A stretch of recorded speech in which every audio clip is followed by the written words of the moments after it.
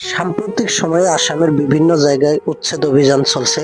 এমনকি আমার বাড়ির পাশেও বাকরিকুচি, নলবাড়ি জেলার বাকরিকুচি গাঁও বলে কয়, এই যে ভ্যাকসিন করে একবারে তছনছ করে দিছে। সরকারি মাটিতে তো উচ্ছেদ করবোই, এটা সরকারের নিয়ম। তা করুক, তাতে আমাদের কোনো কবা লাগা কিছু নাই।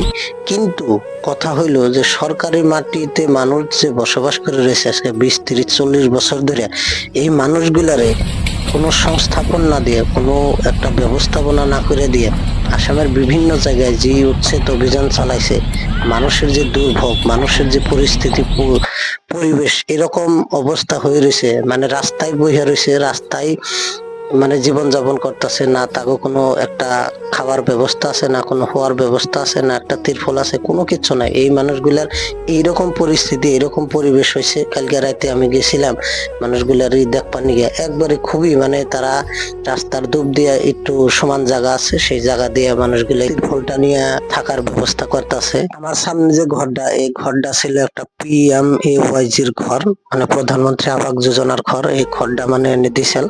প্রায় মানুষগুলো 20, 30 বছর ধরে বসবাস করতেছে, কিন্তু ভাঙ্গিয়া কি অবস্থা করছে। গাছ গোছালি, যে কামলা জাগিনা আসার গাছ গোছালি কাইটে JCB দিয়ে ফকলিন দিয়ে গাছ গোছালির একদম ওই যে নারকেল গাছটা কিভাবে ফেলাইছে, আম গাছ, কাঠ, সুপারি গাছ, যত যা আছে সবকিছু কাইটে তছনছ করে। সরকারের কাছে আমার আকুল মিনতি, সরকার যাতে এই ইভেক্টেড মানুষগুলোকে একটি সংস্থাপনের ব্যবস্থা করে দেয়, তার জন্য আমি বিনম্র আবেদন জানাচ্ছি।